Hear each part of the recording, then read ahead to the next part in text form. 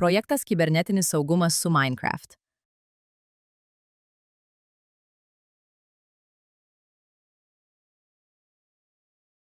Antra pamoka pirmo-ketvirto kurso studentams. Asmenį identifikuojanti informacija. Skaitmeninis laukas – tai ne tik žinutės ir nuotraukos, bet ir mažos detalės, kurios sujungtos atkuria žmogaus tapatybės paveikslą. Šioje pamokoje fragmentus kviečiame apmastyti ne kaip į atskirus elementus, o kaip į dalis platesnės istorijos, kurią kuriame patys. Nuo akademinių profilių iki viešų projektų. Svarbiausia – suprasti, kad informacija turi pasekmes ir jas verta įvertinti prieš viešinant, ypač kai kalbame apie studijų, darbo paieškų ar komandos reputaciją. Tema ypač aktuali dėl visuotinio dalijimosi ir skaitmeninių paslaugų gausos. Tai, ką laikome maža detale, gali tapti raktu į platesnį duomenų rinkinio supratimą ir identifikaciją. Mokymasis čia reiškia ne vien techninę informaciją, bet ir gebėjimą vertinti kontekstą bei savo sprendimų pasekmes tarp skirtingų auditorijų – viešos, bendruomeninės ir privačios. Aktualumas studentams slypi kasdienybėje. Socialiniai įrašai, žinutės, konferencijų nuotraukos ir komentarai tampa neatsiejama akademinės ir profesinės tapatybės dalimi, todėl gebėjimas įvertinti pasekmes yra praktinis įgūdis. Studentai mokosi ne tik atpažinti rizikas, bet ir formuluoti asmenines nuostatas, kurios detalės vertos viešumo, o ką geriau palikti ribotai auditorijai. Tai apie pasirinkimų laisvę ir atsakomybę, kartu lemiančias, kokias skaitmenines istorijas kuriame. Pamoka vyks per stebėjimą, pavyzdžių analizę ir vaidmenų užduotis. Aptarsime, kaip atpažinti subtilius signalus ir kokius veiksmus verta rinktis, kai kyla įtarimas. Praktinės situacijos suteiks erdvės aptarti sprendimus ir jų pasekmes skirtinguose kontekstuose. Kiekviena užduotis skirta ugdyti įprotį klausti, kodėl, prieš dalijantis. Refleksijos dalis skirta pastebėjimus paversti įpročiais. Aptarkite, ką verta keisti, ką palikti privačiai ir kada ieškoti pagalbos ar naudotis pagalbos priemonėmis. Galite susitarti dėl paprastų taisyklių komandose ir moduliuose. Taip formuojama akademinė bendruomenė, kurioje kiekvienas prisideda prie saugesnės skaitmeninės aplinkos. Ilgalaikė vertė slypi ne vien informacijoje, bet ir įpročiuose, kuriuos pamoka ragina formuoti. Siekite įgyti ne tik su žiniomis, bet ir pastabumą, gebėjimą atskirti, sustoti ir apsispręsti. Tai ilgesnės trukmės įgūdis, nuoseklus dėmesys smulkmenoms, kontekstui ir bendruomenės normoms palaipsniui kuria saugesnę ir atsakingesnę akademinę erdvę. Mokymasis čia suprantamas kaip tvarus procesas, kuriame žinojimas ir praktika stiprina vienas kitą. Dėstytojams tema svarbi kaip priemonė įtraukti kritinį mąstymą ir saugumo praktiką į studijų procesą. Ji suteikia galimybę kurti palaikančią aplinką, kurioje aptariami realūs iššūkiai ir formuojamos bendros elgesio gairės. Kartu dėstytojai ir studentai gali susikurti paprastus įrankius, susitarimus, patikrinimo rutinas ir vizualias atmintines, kurie palengvina kasdienį sprendimų priėmimą. Tokiu būdu pamoka tampa ne tik informacijos šaltiniu, bet ir atspirties tašku ilgalaikiams pokyčiams, stiprinantiems visos akademinės bendruomenės saugumą. Ši istorija kviečia pažvelgti į internetą detektyvo akimis. Ne vien rinkti pavienius faktus, bet ir matyti jų tarpusavio ryšius.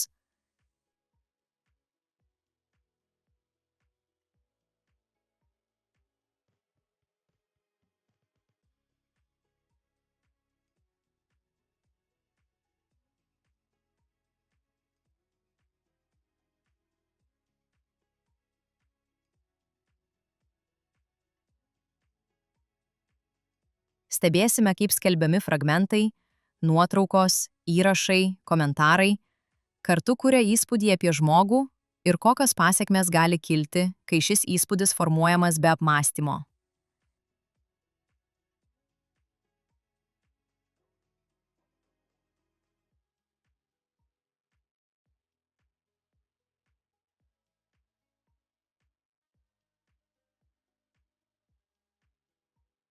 Refleksijos metu galima aptarti, ką kiekvienas iš mūsų pastebėjo, kokie signalai kėlė abejonių ir kaip tą įžvalgą galima paversti įprastų įpročių prieš viešinant turinį. Keliausime į detektyvų ofisą, duomenų tunelį ir rūšiavimo kambarį. Vietas, kur smulkmenos įgauna reikšmę.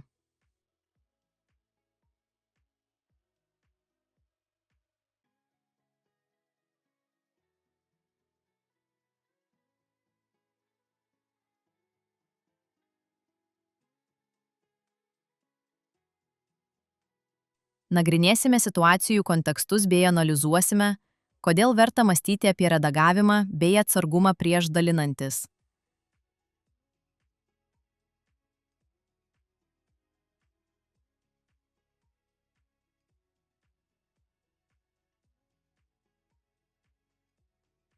Pamokoje sutiksi veikėjus, kurių viešinami faktai netikėtai tampa rakteliais į tapatybę.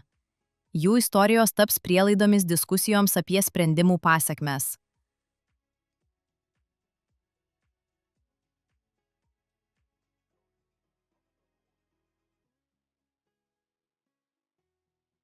Užduotis skatins įsijausti į kitų vaidmenis, aptarti situacijas, kuriuose reikalinga pagalba ir nubrėžti ribas. Kada pasilikti informaciją savo, kada kreiptis į atsakingą asmenį universitete, dėstytoją, programos koordinatorių ar IT pagalbą.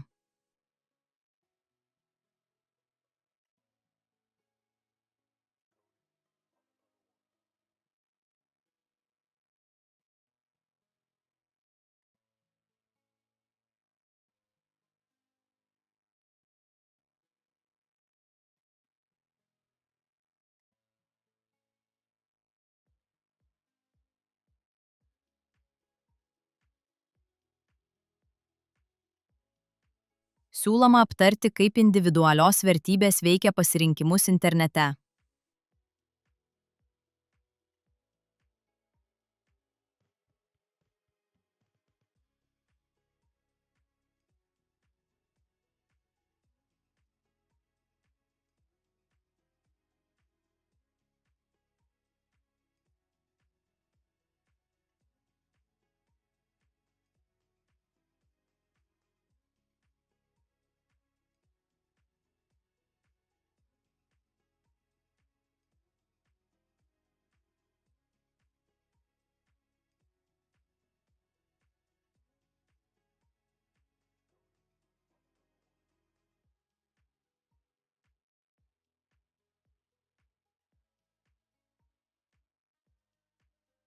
Taip pat teks paanalizuoti atvejus, kai socialinėse medijose pasirodo apsimetėliai.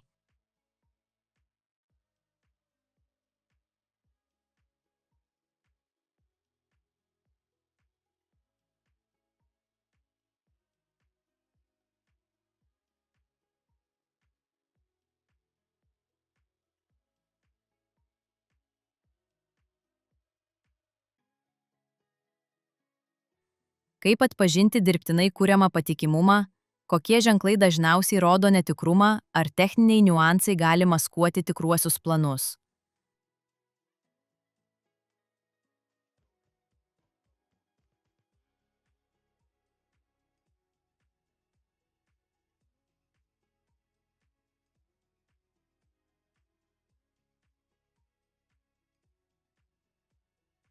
Užduotis skatins atpažinti signalus, kurie dažnai išduoda dirbtinį pasitikėjimą, ir ragins apgalvoti, kaip sumažinti netyčinio informacijos atskleidimo riziką.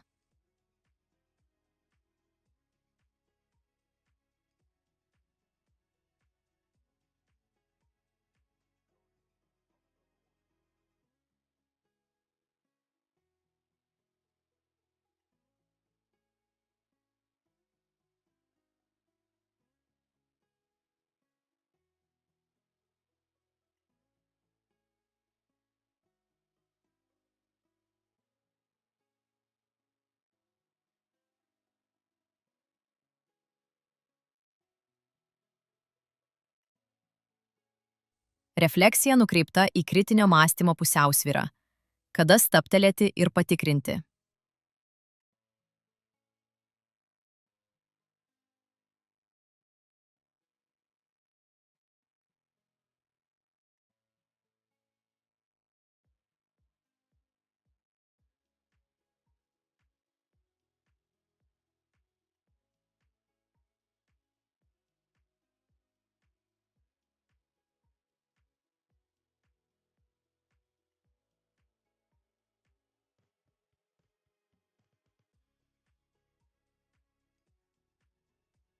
Kita užduotis kviečia analizuoti įvairius asmeninės informacijos nutekėjimo scenarijus.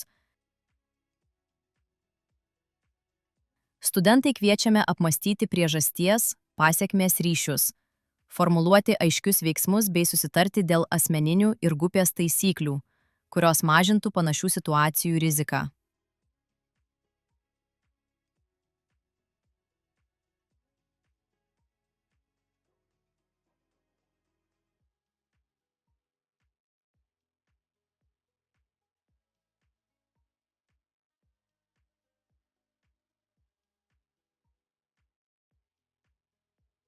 Galiausiai aptarsime atvejus, kai informaciją viešina šeimos nariai.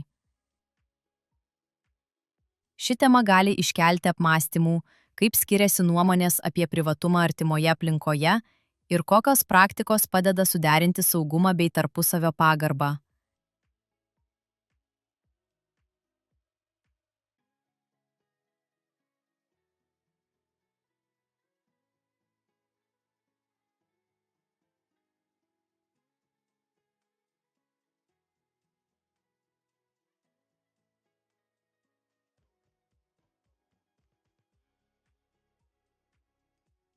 Čia galima diskutuoti, kaip elgtis, kai artimojo veiksmai kelia nepatogumų ir kokias pagalbos bei sprendimų gaires galima taikyti namuose.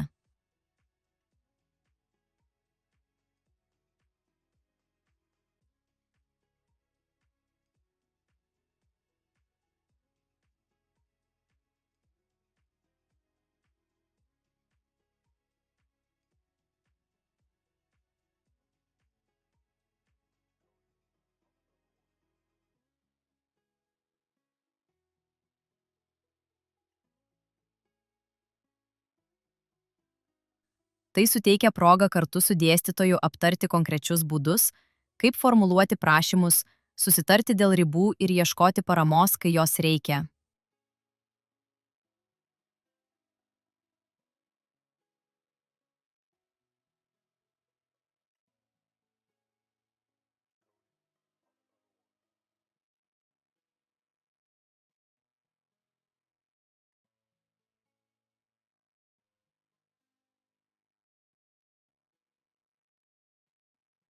Užduotys išryškina pasikartojančias formas ir santykius, o ne vien pavienius įvykius.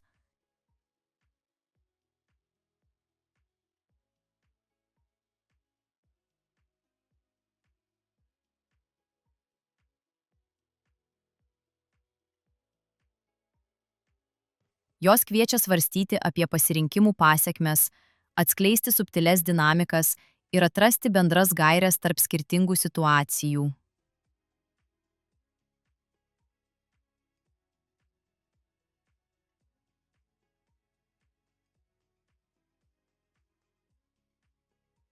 Po šių užduočių verta skirti laiko aptarimui, kas nustebino, ką norėtųsi pakeisti savo elgesyje ir kokias taisykles verta susitarti grupiai.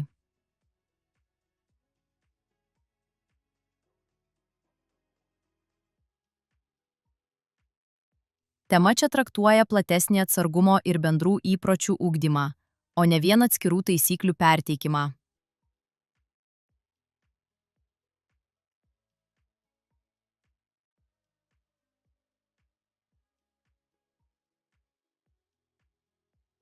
Mokymasis reiškia nuolatinį stebėjimą, apmąstymą ir sprendimų pritaikymą kasdieniame gyvenime, kad smulkios įžvalgos taptų natūraliais pasirinkimais.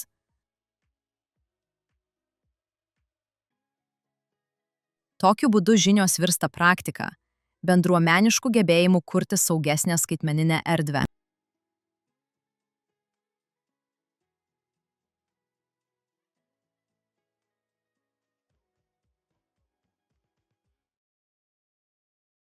Projektas Kibernetinis saugumas su Minecraft. Projektui įgyvendinti skirta 50 525 eurai 18 centų suma, kurią sudaro 2021–2027 metų ES skaitmeninės Europos programos lėšos 25 262 eurai ir 59 centai ir Lietuvos Respublikos bendrojo finansavimo lėšos 25 262 eurai ir 59 centai. Atsisiųsti pamokų paketą galima nurodytoje svetainėje.